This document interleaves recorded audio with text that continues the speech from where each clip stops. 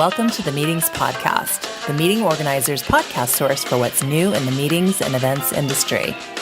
Meetings Podcast is a conversation with a variety of voices that looks at events, meetings, and media. Meetings Podcast is sponsored by IMEX America, America's worldwide exhibition for incentive travel, meetings, and events. Hey guys, this is Mike. Thank you for tuning in. I want to thank our sponsors, IMEX America. I also want to I want to alert you to our new service called Podcasting for Events. If you're an association or a corporation and you want to have a regular show for your event or meeting or conference or festival, it's a way that you can weekly or monthly talk about your event. We take care of all the technical and all the creative around them, especially finding that associations are enjoying this because they already have a built-in audience with their membership. And what a way to get them geared up for the event, interviewing speakers, talking about what's going to be happening at the event, during the event, capturing content at your event that you can then make that the legs of your event continue on throughout the year. So weekly or monthly shows. So anyway, if you're interested in talking to me about it, email me at mike@grashakroad.com, or of course meetingspodcast@gmail.com.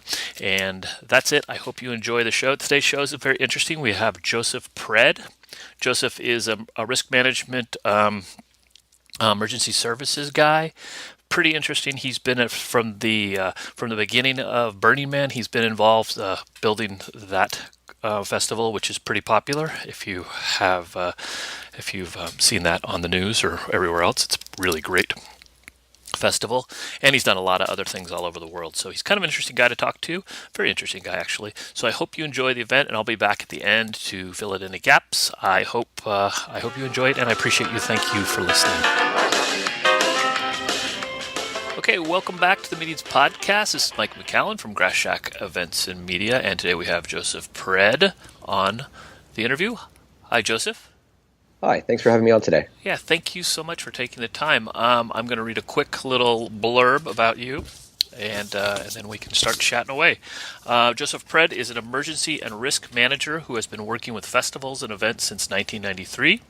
He founded his emergency response and risk management consulting company, Mutual Aid Response Services, in 2000, and has worked at events all over the world, including Burning Man and Glastonbury. Additionally, Joseph has government experience serving multiple terms as a commissioner on the San Francisco Entertainment Commission, overseeing permits, venues, and events for the entire city. Joseph is also an author and a public speaker on matters of public safety, risk management, and temporary mass gatherings, including being a featured keynote speaker at the Next Generation Meetings Conference in Stockholm, Sweden, back in 2011. So, very cool. Yeah, it's been an interesting adventure, to say the least. That's great. So, do you have a favorite quote? That's a really tough one because I'm kind of a collector of quotes, and nice. I often try to find them in context. So just sort of picking one randomly, one that I like to use, especially since meeting planning and organization, since a lot of people end up stumbling our way maybe into this as a career, or you learn by making mistakes. The quote that I particularly like is, "We all make mistakes. It's how we respond to them that reveals our true character." Mm-hmm. And oftentimes I say that to my staff when they've made a mistake, because oftentimes it's not the mistakes are just opportunities to learn, and the only bad mistake is one you don't learn from. And so, it's often about failing forward rather than seeing failure as a defeat. Mm-hmm. What was it again? We all make mistakes. It's how we respond to them that reveals our true character. Very cool. And so how did you get into this career?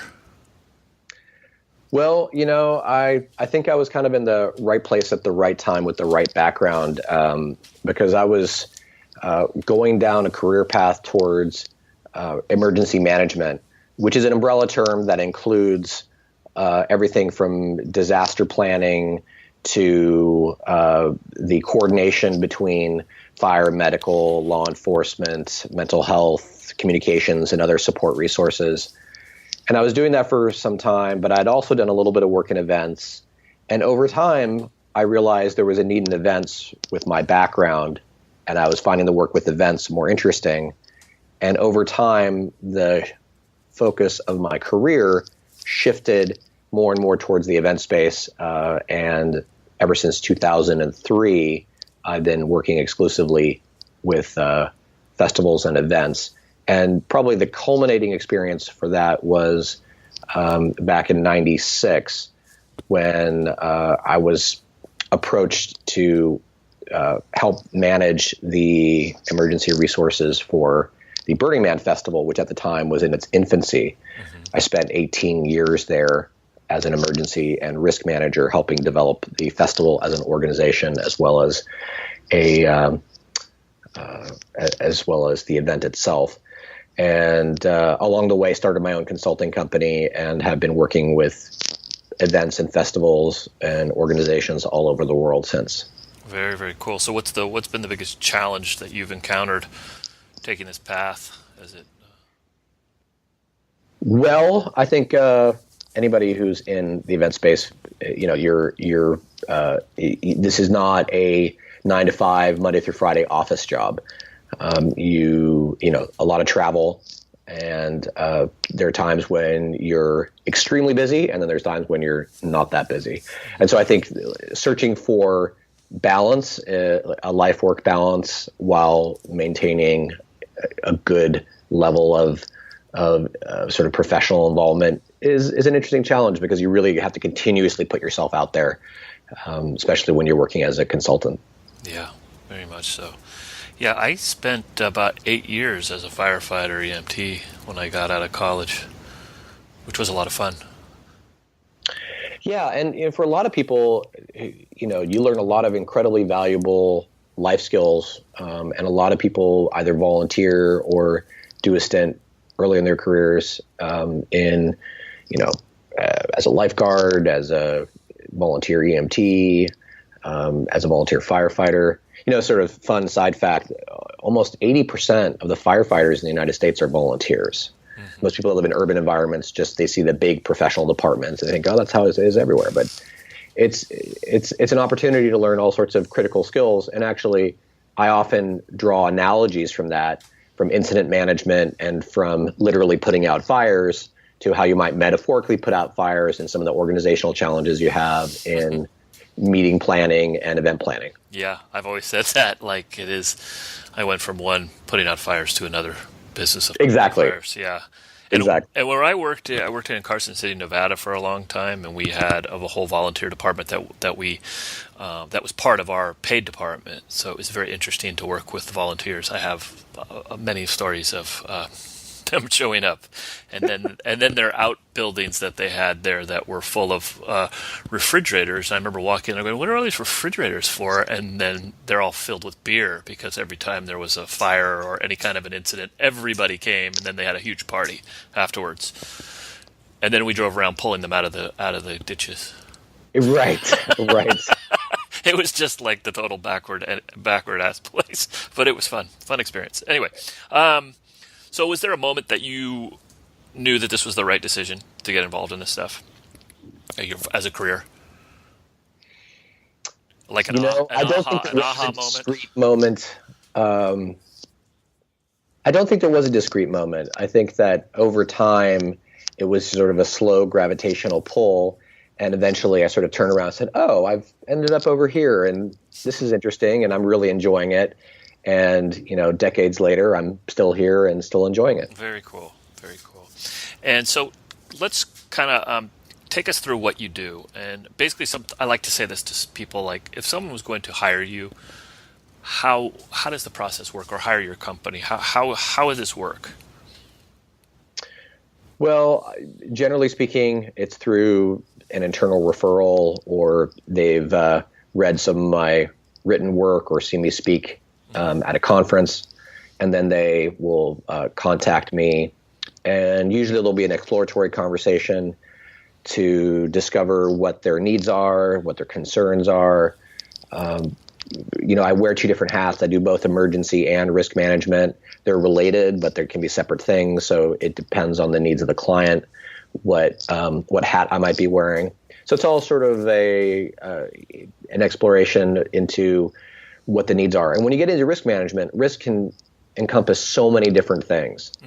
It could be literally physical security, but it could also be things like operational risk, procedural risk, in some cases financial risk. On the emergency side, it could be everything from government relations, crisis management, permitting, and interfacing as a liaison on behalf of the client with fire departments or police departments to interface and ensure that the resources that are needed for the event are in place and properly managed. So in saying that, like for risk management, so when, let's say someone is putting on a large festival somewhere or just a large event, because you know how these corporate stuff are now, especially in the city with like Oracle, Salesforce, those giant events, they must have to pull you in right away, right? The more professional, there's a really, and I think most people in this industry experience this in some way or another, but you end up either getting clients one of two ways. You got the proactive clients that bring you in right at the beginning, want you there the whole way through the process. And then you have the, oh my God, it's on fire, we need help now, and our doors open in 3 weeks and something happened. That's unexpected, or maybe they had a blind spot to something and then they have to throw resources at it. Ideally, we're there early on, especially on the risk management side. You want to be proactive with addressing that. And you're absolutely right. With these large corporate events these days, security and risk are more and more if you compare to maybe the concerns from 20 years ago compared to today, especially with mass gatherings and events becoming the target of some kind of terrorism or another. It's not unusual that these kinds of larger corporate events have retired FBI agents or other type of security professionals that are dedicated full time to ensuring that they have the resources in place to maintain a safe and manageable working environment for everybody to come and relax and participate fully without having to worry about those kinds of details that can distract people from being present. Very, very interesting. So where do you see this? How do you see this evolving for you and for the industry? Because it seems like you've seen something like Burning Man go from its infancy to where it is now. Must have been quite an experience.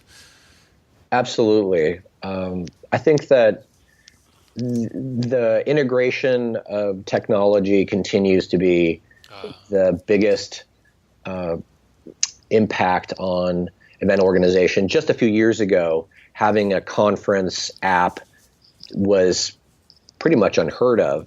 You might have had an online agenda on a web page somewhere, but now that you've got all sorts of social integration and ways to do push notifications to attendees about, a change or a special event or some opportunity. That really changes audience participation and engagement. And I think that will continue to be a huge factor in technology. As technology evolves, so will the opportunities for the event industry to utilize it as those costs come down. And you're seeing a lot more integration of all sorts of beacon technology that, again, wasn't there 4 or 5 years ago. So that if you have all you have to do is walk up to a vendor, for example, and they have all your information. They don't have to look at your badge, that you just pop up on their screen. And that kind of engagement, it just takes down walls and enables the more human relationships more quickly, which is, I think, counterintuitive if you look back to what it was before. People thought, technology, that's going to get in the way, that's going to create barriers. I think it's actually allowing people to engage more quickly and easily. Yeah, I think think you're right. And now thinking about that too, I wonder if they include some sort of emergency stuff or on their apps, if you need help or something or where to go. And I mean, I'm actually an advisor for a company that is working on a solution that does just that. That handles all the back-end integration so that the app developers and the conference or event organizers don't have to worry about the emergency integration. And it also includes a whole host of guest services features that automate the process to the degree that offloads the social media managers and the support personnel that might be trying to provide information to especially extremely large events where they might have a lot of simultaneous queries about very basic things that might not necessarily be built into their app. And I think that's going to be the future of, is more automated processing and interacting through the app rather than it just being static displays of information and social media integration. Very, very interesting. So are you struggling with anything right now with this, with your, personal or professional life around this stuff? Around technology, no, but I think in the event industry, there's been, I think the industry is becoming more and more saturated. I think a lot of big businesses are seeing this as an opportunity for engagement. A lot of festivals are spawning clones and copycats all over. You've got one of the largest populations of young adults that are hungry for large events and engagement. The whole millennial generation has created an explosion in the industry that was felt as far back as 5 years ago. And as they get more and more disposable income, there's been an explosion in the event industry, and I think that's saturated the market. So I think a challenge is overall, how do you create and engage while maintaining the market share that you have in a region or in a genre? So I wanted to ask you a couple questions just about you, because it kind of, when I talk to people who are kind of successful in what they do, it's kind of neat to find out a little bit more about them. Sure. Can you take us through like a typical day for you? Do you have any kind of morning rituals, food, exercise, regular reading that you do, like websites or social media sites, just to kind of get a feel for what makes Joseph Joseph? Sure. Part of going back to life-work balance, I decided a long time ago that it's not worth, not having the 9-to-5 job does give you some advantages to having more control over your schedule. And I just decided to prioritize making sure I started every morning with some personal downtime. So I have a cup of coffee and relax and just, collect myself, but rather than maybe what I did when I was a bit younger and more engaged, sort of like throw myself into the day. Life is more of a marathon than a sprint. And so it's about, establishing a nice pace. And usually during that time, I check social media, big Twitter user, and I follow a fair number of podcasts and YouTube channels. So I just sort of check out what's going on, and maybe I'll listen to a podcast while I'm relaxing with a cup of coffee. And that just sort of gets my day going. I like, to be honest, I'm a night owl. So for me, like working into the evening is not a problem. Mm-hmm. Don't want to start working early. So, I take that time to just sort of get into gear, and I really enjoy that. In terms of, I'm born and raised in Europe, so I tend to actually follow the Swedish news media because not being encumbered, and they're like the BBC, so they're not really encumbered by partisan politics in the same way. Right. And so I get a lot of my world news that way and keep up with everything happening back home. I have all my family back home, with the exception of a few scattered relatives. And so staying actively involved with that and keeping up with what's going on is just a way to sort of feel connected. Living in sunny California is wonderful. I still miss snowy Sweden. So that's kind of the start of my day. A lot of email, a lot of conference calls. I now work from a home office, so I have a really easy commute. Because I do so much work-related travel, I went away from having an office location because I've found that during busy times I'm on the road 80% of the time, and so I just appreciate the time at home that I have. Again, finding that life-work balance. I'm a bit of a foodie, and again, sort of, meals should be sort of a time to sort of slow down and enjoy yourself in some way. So even if it's just cooking a really simple meal, or even just making a salad, just doing something that sort of nurtures me physically and emotionally, just by enjoying that process. Again, not rushing through life. There's a time and place to rush and run. And for the most part, I would much rather walk and feel like I'm enjoying the experience. Cool. So it's kind of, if you're not enjoying it, it's kind of not worth doing. And I feel like that should be true in life, and that should be true in work. And, that sort of becomes a sort of part of a sort of a Buddhist life philosophy that I've gained over time. Very cool. So what? I'm sorry for interrupting. No. There's a leaf blower right outside my house. Can you hear it on the mic? No, not at all. Okay, perfect. All right. I just didn't want to. Let me know if you start hearing it, and we might have to. No, I think it makes it sound real, and that you're kind of a clean person, that you keep a clean yard. Yeah. I don't think they're actually in my yard. They're. Yeah, and I know I just figured I'm having done enough media work. I know that No, that's fine. Thank podcasts you. Yeah. in particular, like that kind of background stuff, can be hugely distracting. Yeah. So I just wanted to check before I got deep into the next question. No, that's right. great. That's great. It's funny that you say that too, because I was just doing one of those Blab interviews right before I did with you, and I was talking to this woman, Janet, and all of a sudden the cat jumped on the table and walked across my screen, stepped on my computer, and shut the whole thing off. Oh, that's funny.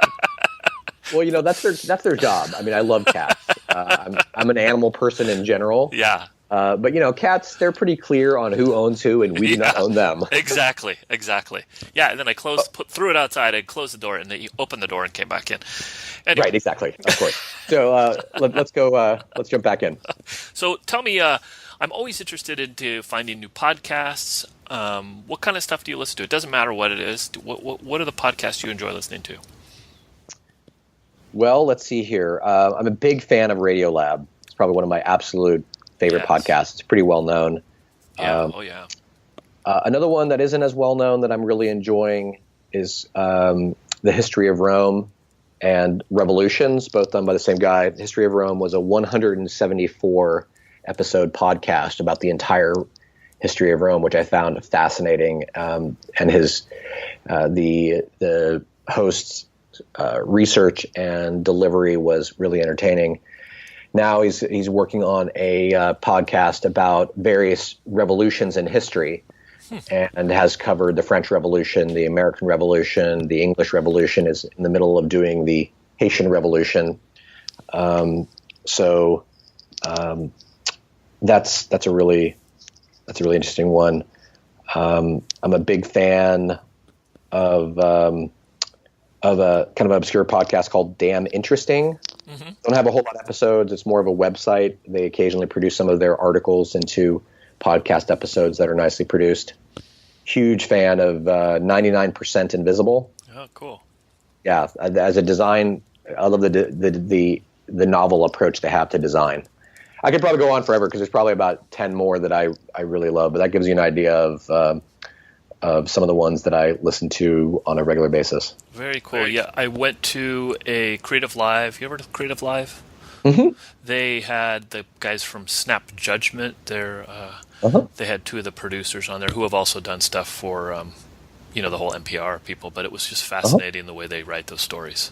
Like, the Roman Mars guy and the Radiolab people. Just amazing, how they put those stories together. It's so interesting.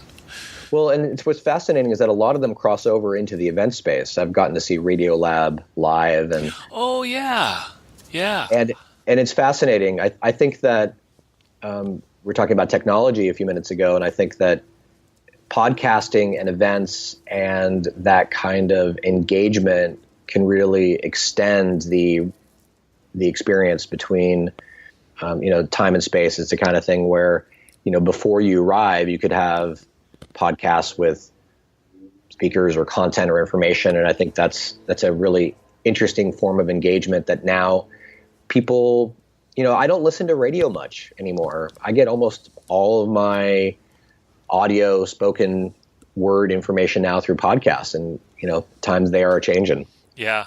We do actually. My production company, we do podcasting for events. We've been doing it for a couple of years, and it is getting bigger and bigger. Like having the year round, like you're saying, gear up, talk to some of the speakers that are going to be there, and then you've done all this great content at the event to send it out the rest of the year until the next one goes. Yeah, and I think that people that are engaged with a particular conference or a particular event, they tend to return year after year, and keeping that level of engagement, I think, is a really valuable way to retain an audience. Mm-hmm. I agree. So, have you ever had a nickname? Not really, which is kind of funny because I'm not sure how familiar you are with Burning Man, but one of the right. basic, I am a little bit, yeah. Yeah, I mean, one of the things that's very, very common out there is that people sort of take on an alter ego, where they call it apply a name. Yeah. Think of sort of CB radio handles from the 1970s, and you've got a good idea of some of the names that people come up. They're either a reflection of themselves or an aspect of their personality they want to highlight, or it's just funny. A lot of people have this separate from sort of real world nicknames, and people will only know each other by these nicknames, and people won't know each other's real names. And because of the nature of the work that I do, I'm constantly dealing with the press and with government officials. I always just use my name. So I'm one of the few Burning Man staff or people that I know that don't actually have apply names. So that's actually more of a claim to fame than actually having a nickname. Yeah. I had a friend who was out there Burning Man for years, and he went by Teach because he was a teacher. Yeah, absolutely. And some of them are, not, some of them are more self-evident, and some of them are, kind of more wild and crazy. It kind of depends on what persona you want to project out there. And that's actually what I think is one of the greatest things about that event that makes it so unique, is that, this is an event that when I've had to interact with talent and personalities from the outside world that are used to not being able to walk into any store without immediately being recognized and, paparazzi and all this kind of stuff, those people melt into the background. And then there'll be somebody that everybody knows, this one guy, is a huge personality, can't walk anywhere on Playa. But then when you talk to him, you find out that he's a plumber from Philly. That's great. And so, there's this opportunity for those that are constantly seen to sort of not be, and those people that maybe don't have an opportunity to be seen in their regular lives to find a way to express themselves that does. And I think that's part of the magic of that place. Yeah, I think so too. It's why it's so, why it is so popular, and people keep going back and back and back year after year after year. Do you have a favorite documentary or a movie that you've seen? Oh, geez. I'm a huge cinemaphile. I watch a lot of movies and a lot of documentaries. If you were going to refer a documentary to someone, what would be your favorite one? I guess that's hard to ask, but because I couldn't think of one now that I said that.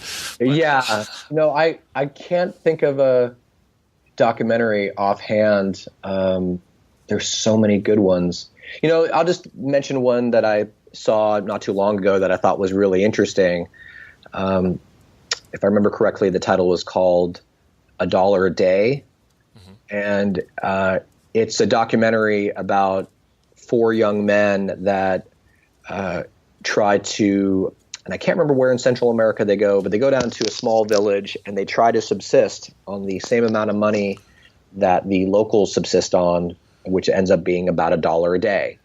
And they try to stay there and subsist and farm. And it's a really interesting exploration about privilege and sort of Western culture versus some of the developing countries. And it was a real fascinating journey for those 4 young men to explore what a completely different life would be like. And it was a really well done, not a high-end documentary in terms of expensive production values, but very authentic and touching. Very cool. Very cool. And how about, I know your latest book is called The Emergency Survival Guide.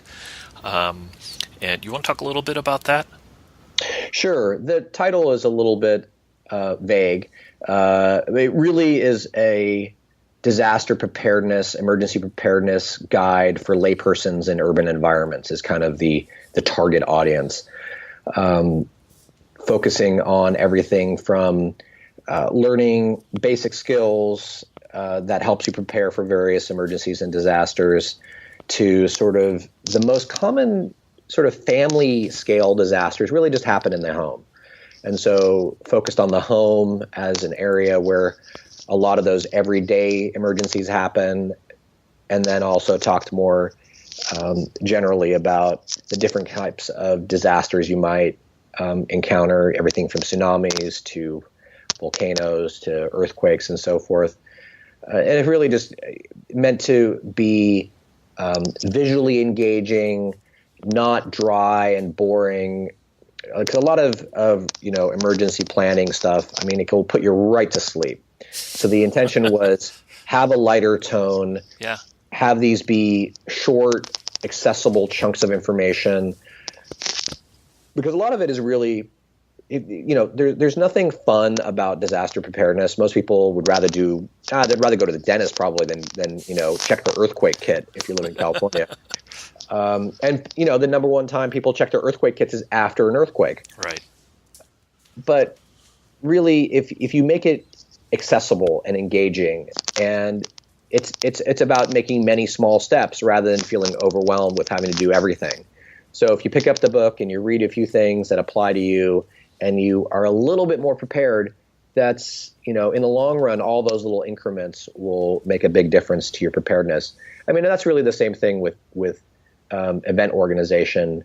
When you start at the beginning and you have some huge event that you're facing and organizing it, if you look at it as a whole, it's overwhelming. Then you start breaking down to all those different steps, and it becomes much more manageable. Is there a book that you gift others, that you always give to people? It doesn't necessarily have to be about emergency management or risk management. Is there a book? There's 2 books that I like to recommend to people, sort of personal development personal development is professional development. I sort of see those 2 as being sort of inexorably intertwined. For me, 2 books that I like to refer to people to, one's a little bit more lighthearted, but I think has a lot of good lessons, is The Tao of Pooh, which you may be familiar with, is sort of Eastern philosophy as told through Winnie the Pooh. It's an incredibly quick read, but the lessons are spot on and easily accessible to a Western audience. Mm-hmm. And I think is a really fun way to to sort of, do personal development that is fun and engaging without feeling like you're having to, making it so serious. Yeah. And especially since a lot of people have sort of a fond memory of Winnie the Pooh as a child. It kind of is a fun way to re-explore that at the same time. The other book I like referring people to is called Crucial Conversations. And it's a book about how to engage in more challenging conversations with people. And that just pays off both in your personal and professional life. It's all about how you create sort of a sense of safety in the conversation so that people can have the more difficult conversations that people aren't willing to have if they don't feel safe. Interesting. Very cool. So what's the best advice you've ever received?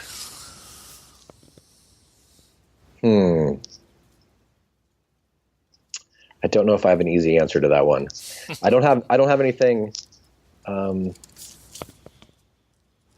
don't have an answer for you on that one right now. That's okay. That's okay. Yeah. I'm throwing a lot of stuff at you. So, what's something that's working for you now? Do you have like a new app, a vitamin, an exercise program, some sort of a work hack, time saver? Something. What's working for you right now? It could be anything.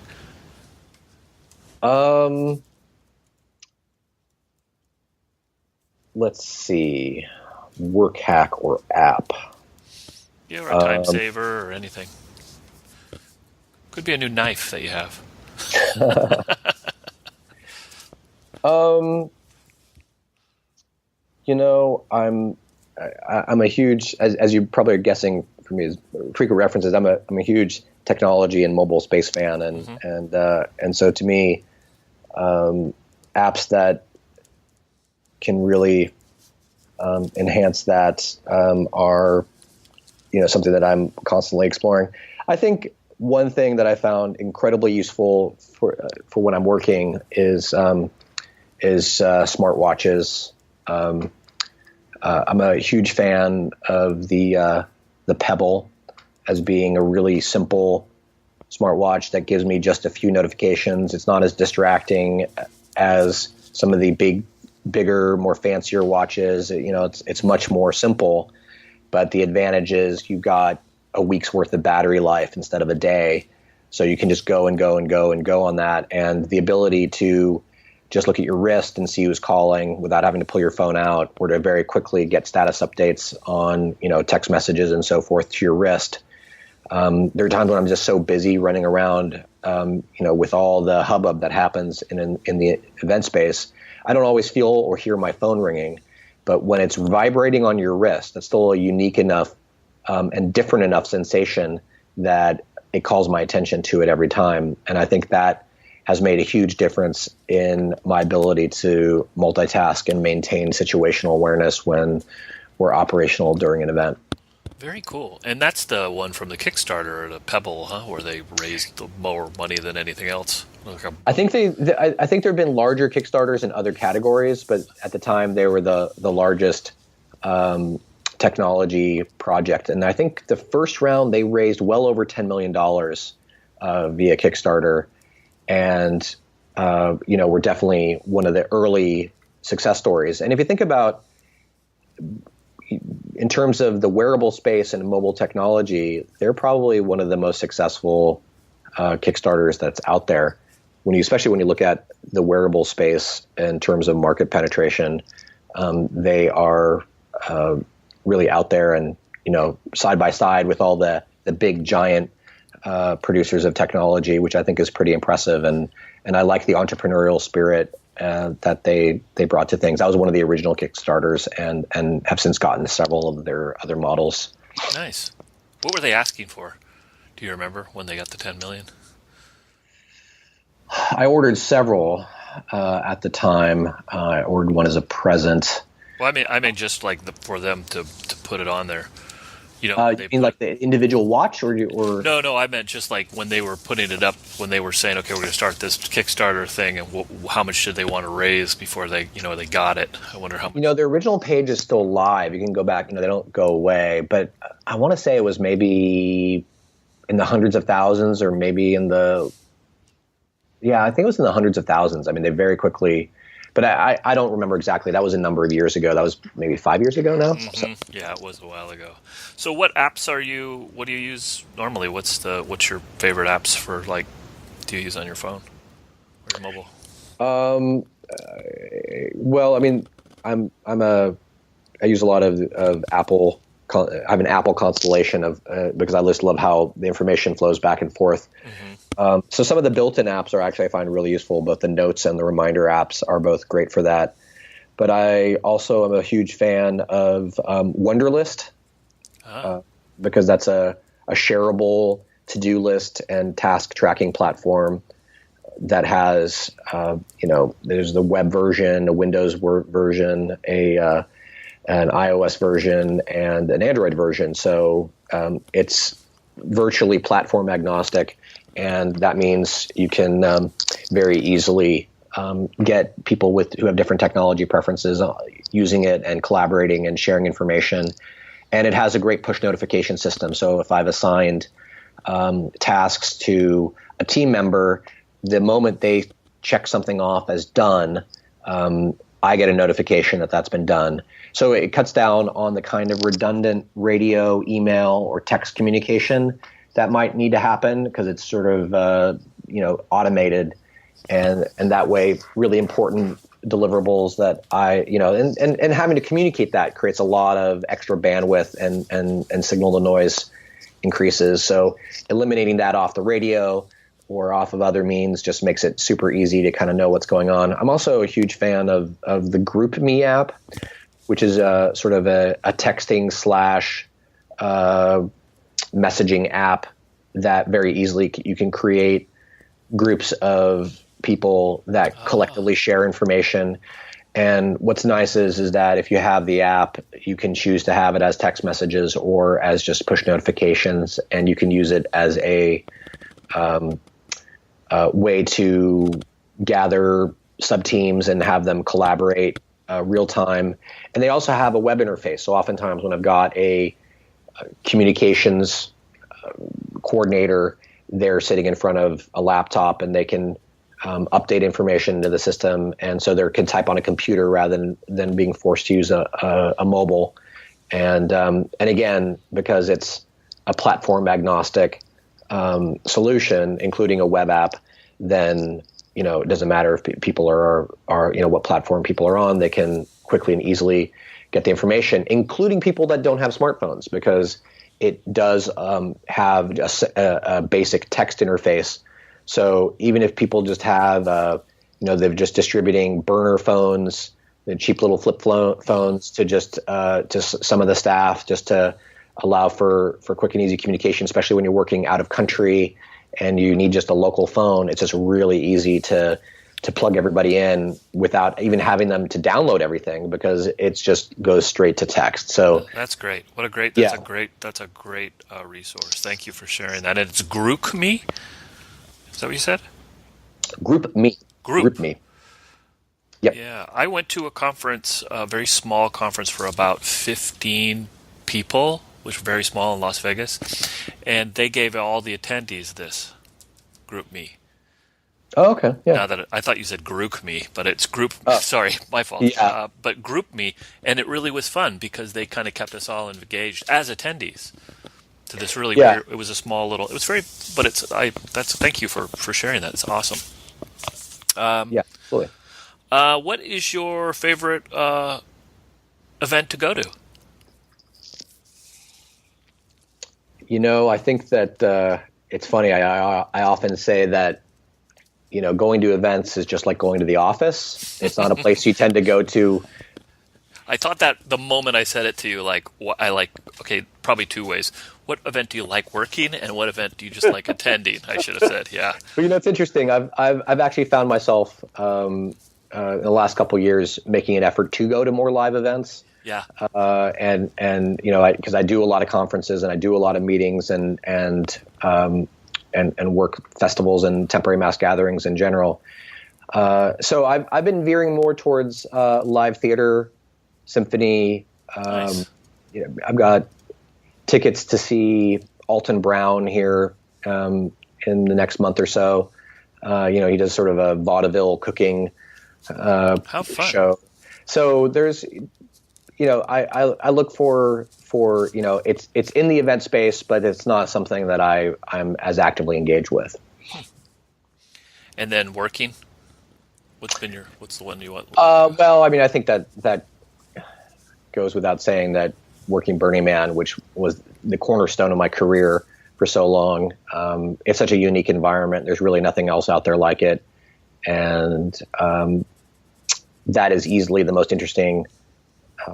Every day you get to see 10 things you never thought you could even imagine were possible. So it's a real creative and inspiring environment to be in. Very cool. Okay, so the last question is, if you could talk to the high school senior you, what would you tell yourself?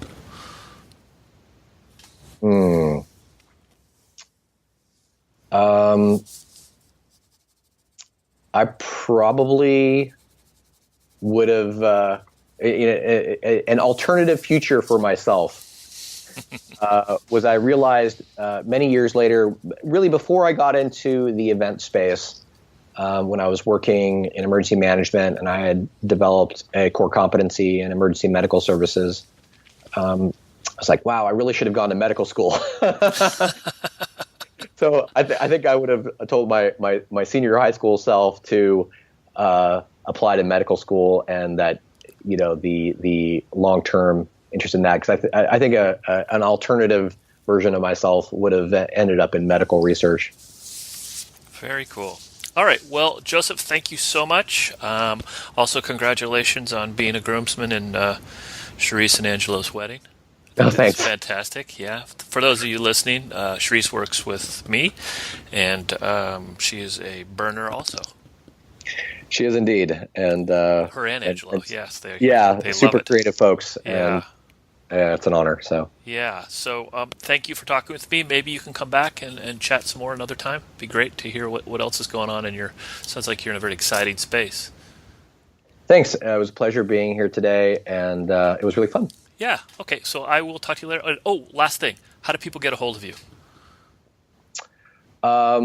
So I'll put it in the post, but if you. Yeah. You know how it is when you're listening to a podcast. If you could just, right. read it. I think here I'll just give you a little soundbite. So the easiest way for folks to reach me is on Twitter at JosephPred at. Oh, let me start that over again since we're editing. I said that wrong. I started going into an email address. Yeah. No. So the easiest way for folks to contact me is either through Twitter at JosephPred. To learn more about my books and other projects, you can go to josephpred.com. To learn more about my emergency and risk management work, you can go to mars911.info. Very cool. Okay, and then all that'll be in the post too. If anyone's listening, they can just go to the Grashak page, and there's all the info on Joseph on there. So Joseph, again, thanks so much. Have a fantastic day, and Thanks. It was really great chatting with you. Awesome. Bye-bye. Take care. We appreciate and thank you for listening to the Meetings Podcast. Please email with any questions or comments to meetingspodcast@gmail.com. Meetings Podcast is sponsored by IMEX America, America's worldwide exhibition for incentive travel, meetings, and events. The Meetings Podcast theme music is brought to you by the Delgado Brothers, which can be found at delgadobrothers.com.